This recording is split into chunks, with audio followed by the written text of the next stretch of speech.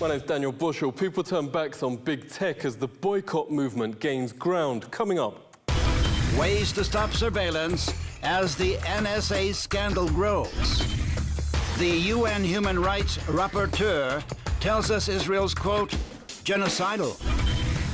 And why the answer to 1984 could be 1776.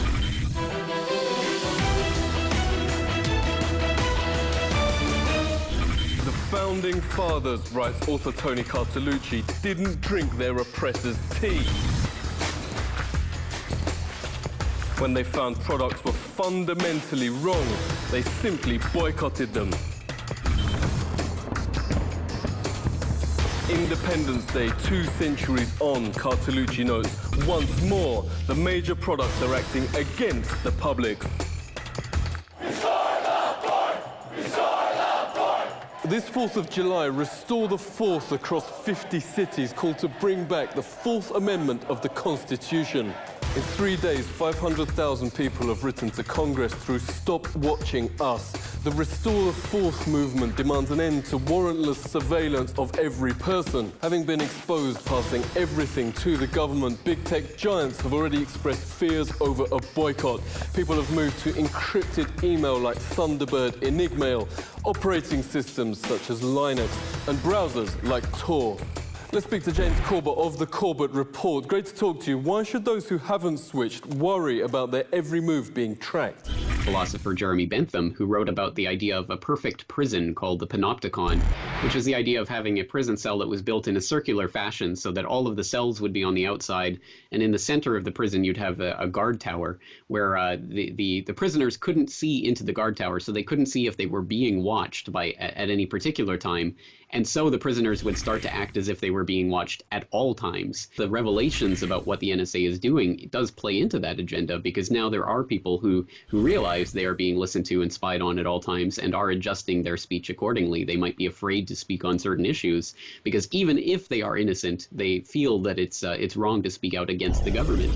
Boycotts are taking off with corporate nightmares like this. The Boycott app shows the causes brands support and leading boycotts. The current #1 targets Monsanto, teaming up with government to block even labelling of GMOs. Monsanto denies the charge, saying it can help end world hunger. Forbes notes it's been voted the most evil corporation on the planet, under competition from Britain's most boycotted firm, Nestlé. 4,000 children are dying every day because they're not being breastfed, warns UNICEF. Nestlé says it does accept breast is best, but it spends billions on lies about inferior and dangerous milk substitute powders that now dominate much of the world, notes campaign group Baby Milk Action. Its coordinator Mike Brady joins us. Thanks a lot for coming on. Why is Nestlé so despised? Nestlé, which we think is the worst of the companies, it promotes its baby milk around the world, claiming it protects babies. It has these logos on them, highlighting specific ingredients, which, as I say, the evidence doesn't support the claims made for them. But they have this overarching claim that the formula will protect babies. But in truth, if a baby is fed on formula, it's more likely to become sick than a breastfed baby. And in conditions of poverty, it's more likely to die. Nestlé is refusing to stop this practice. And this is not just an issue of unsafe water. It's if a child is not breastfed, then the protection that breastfeeding provides is not there. Even in industrialised countries such as the UK, babies fed on formula are more likely to become sick. Physicist Stephen Hawking's the latest to boycott Israel over its occupation of Palestine. Coldplay's Stevie Wonder and U2 are among thousands of public figures who refused to go there, despite Israel offering extra money for breaking the boycott. But Alicia Keys spent the 4th of July singing at the Nokia Arena here in Tel Aviv. She said she went ahead to unify audiences in peace and love. These music fans from Palestine made a video of their quest for unity. After buying concert tickets, they couldn't even speak to someone at Israeli walls and checkpoints within Palestine territories. Phone calls didn't get anywhere either. As a human, I would like to come to your concert. You can see with this Israel apartheid wall that is completely double than the wall of Berlin that prevents us from being able to access to anywhere. We are here imprisoned in a very big jail, and which is the reality of the situation. It's not about peace or something, it's only about apartheid. Let's talk to Omar Barghouti, founding member of the Campaign for the Academic and Cultural Boycott of Israel. Thanks very much for joining us. At what stage is the movement now? Just at the very end of last year, the ANC, the African National Congress, the ruling party of South Africa, endorsed BDS at their national conference. An extremely symbolic, extremely important political move by the ANC. They made the brand South Africa so toxic that no one wants to touch South African potatoes, oranges, wine, you name it. You see South Africa and you stay away. You see apartheid. Now we want people around the world, when they see Made in Israel, they see occupation, they see the wall, they see apartheid. If you look at the BBC Globe Scan poll of this year, 2013, it shows that Israel is still in the bottom 4 countries in the world in terms of negative perceptions. It's competing with North Korea on the 3rd or 4th most negatively perceived country on earth. Yeah, what's the situation on the ground? What shortages are you seeing from Israel's blockade? Things like chocolates, pencils, crayons, things that you cannot even imagine why they're banned, are banned from entering Gaza by Israel. I know this, my 2 daughters are musicians, and their fellow musicians in Gaza, music students, quite often cannot get their guitars or their whatever other instrument they're using, their violins, because of the siege. Israel does not allow musical instruments into the Gaza Strip. According to a BBC report, it revealed that Israel was counting calories going into Gaza per capita. Imagine, I mean, since the 1930s in Europe, we have not heard of a regime counting calories. They don't want thousands of people dying en masse, but they want them to die slowly. Dov Weissglass actually said it. We have to put the Palestinians on a diet to bring them to the brink of starvation, but without killing them. We must cause the Palestinians to become thinner, but not die.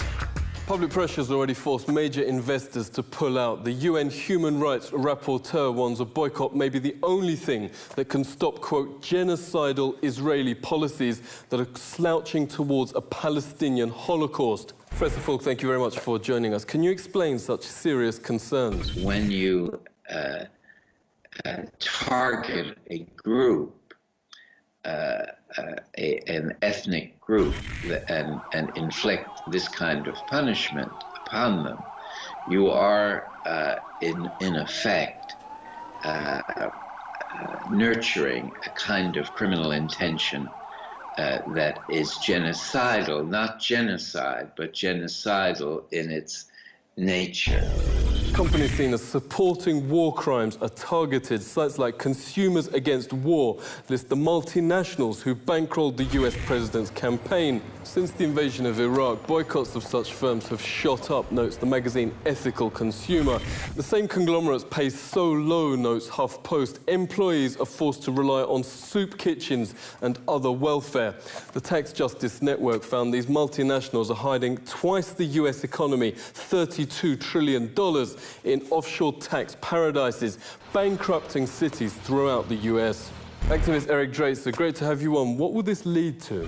These corporations are essentially defrauding our countries of the tax revenue that belongs to us. Remember that the story that came out about Apple and the amount of taxes that they have dodged in the United States, this should be a national scandal. If we didn't have so many concurrent national scandals, this should be the big one, because Apple has essentially deprived the United States of tens of billions of dollars of tax revenue. If you want to get a sense of what the world will look like with this system continuing in this direction, take a look at the city of Detroit, take a look at Camden, New Jersey, Paterson, New Jersey, many other places in the United States.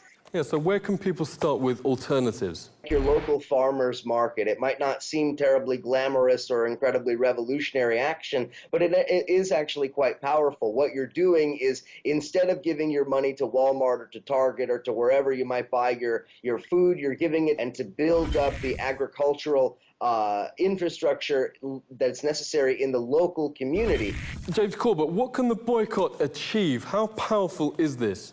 Truly, it is the only possible solution for fundamentally transforming the society. To fundamentally strike at the root of the issue, the people once again have to understand that the power really does come from their consent and their willingness to go along with the system.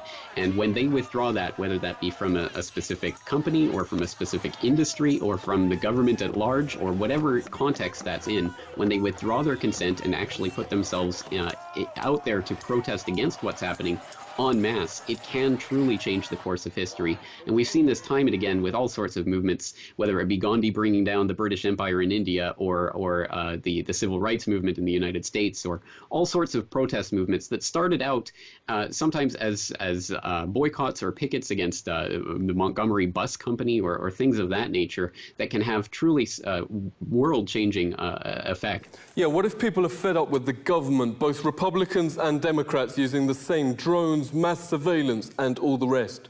Withdrawing your consent from the democratic processes that claim to be the ruling authority in, for example, the United States context.